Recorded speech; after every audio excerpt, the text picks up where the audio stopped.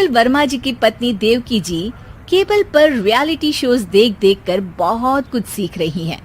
जैसे आज तो वो सुबह सुबह बेसुरे आलाप ले रही हैं।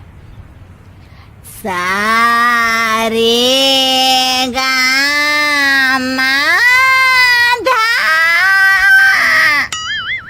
माँ जी, सारे गामा पा धा नी सा होता है। अरे वो तो सब गाते हैं, ये मेरा स्टाइल है। आवाज तो कम कर लीजिए माँ जी, पर्दे फट जाएंगे कान के। ये कहो कि पर्दों में आग लग जाएगी। देखना, मेरी आवाज सुन के जज आग लगा देगी, आग लगा देगी, तू तो आग लगा देगी, ऐसा बोलेंगे। सरिता वहां से परेशान होकर चली जाती है और सास रियाज जारी रखती है। सा रे गा ओ, सा रे नाचो। तभी बाबूजी दुकान से लौटते हैं। अरे देवकी, क्यों तानसेन बनी हुई है? कान से खून निकालोगी क्या? अरे क्या हुआ, रियाज तो करने दो मुझे। इसको रियाज बोलते हैं? ऐसा लग रहा है जैसे घोड़े हिना रहा है। घोड़े पे बैठ के ही बम्बई जाऊंगी मैं तो, जब जज साहब कहेंगे कि देवकी तुम मुंबई आ रही हो। जज साहब, वो अदालत वाले? अरे नहीं नहीं, बड़े लोग हैं, आप नहीं जानते हैं। ओ मैं तो छोड़ चली अपना ये देश, बम्बई मुझे प्यारा लगे। गाना गाती हुई देवकी चली जाती है और बाबूजी अपनी सरफिरी पत्नी के इस संगीत प्रेम की चर्चा करने बहू के पास चले जाते हैं। अरे सरिता बेटा, सुनो तो, ये तेरी सास को क्या हुआ है बेटा? सुबह तो अच्छा भला छोड़कर गया था इसे।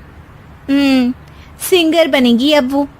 सिंगिंग रियलिटी शो में जाने की सुबह से तैयारियां चल रही हैं इनकी। हाँ, अब तो कोयल के सुर मेंढक छेड़ेगा। हे भगवान, सद्बुद्धि दो इसे। इधर बाबूजी भगवान को कहते हैं और उधर राधा रानी प्रकट हो जाती है, देवकी की मोहल्ले की सबसे पक्की दोस्त। क्यों री देवकी, काहे इतना गला फाड़ रही है? कोई चीखने चिल्लाने का कंपटीशन है क्या? अरे ये देख, नया सिंगिंग शो, मैं भी गाऊंगी, हिंदुस्तान के दिलों की धड़कन बनूंगी। अरे इतना बेसुरा गा के दिलों की धड़कन नहीं, दिलों का अटैक बन जाएगी। इससे तो अच्छा है कि नाच ही ले। वैसे भी दिन भर मोहल्ले में नाचती तो रहती है तू, कभी इसके घर कभी उसके घर। देवकी को समझ में आ जाता है कि उसका गाना किसी को पसंद नहीं आ रहा। अगले दिन सरिता देखती है कि सास पैरों में घुंघरू बांध के नाच रही है। अरे माँ जी, क्या मंजुलिका बनी हुई है आज आप? अरे नाचने दे बहू, जब तक है जान जाने जहां मैं नाचूंगी। अरे माँ जी, अभी जान निकल जाएगी इतनी जोर से नाचेंगी तो। अरे अरे, क्या कर रही हो? अरे दिख नहीं रहा, डांस कर रही हूँ। अरे जैसी तुम्हारी हरकत है, तुमको तो नागिन डांस करना चाहिए। वो भी करूंगी, भांगड़ा भी करूंगी, देखना जज मुझे देख के स्टैंडिंग ओवेशन देंगे। हाँ, स्टैंडिंग ओवेशन तो देंगे ही, ताकि खड़े होकर वहां से भाग सके तुम्हारा डांस देखकर। अरे कुछ ढंग की चीज करो, ये रोज क्या नया शुरू कर देती हो? सास को लगता है कि उसका डांस का सीन भी बिगड़ गया। अब वो टीवी देख के कोई और कलाकारी ढूंढने लगती है। तभी उसे टीवी पर खतरों के खतरनाक खिलाड़ी शो दिखता है, जिसमें लोग अलग अलग स्टंट करते हैं। बस देवकी को नया काम मिल जाता है। अगले दिन सुबह देवकी डंबल लेकर कसरत करने लगती है। माँ जी, ये क्या कर रहे हैं आप? अरे खली जैसे बनकर खलबली मचा दूंगी।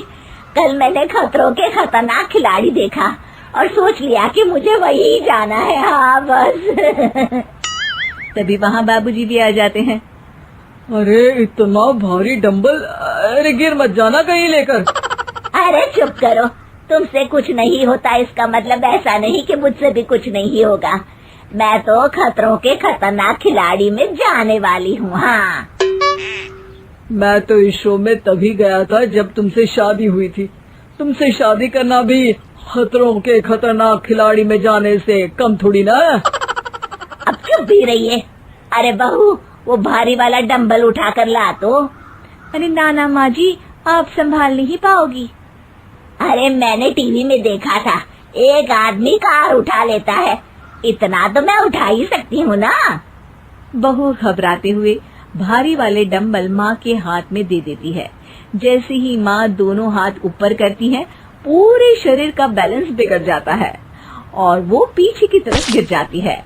डंबल जाकर टीवी में लगता है और टीवी फूट जाती है।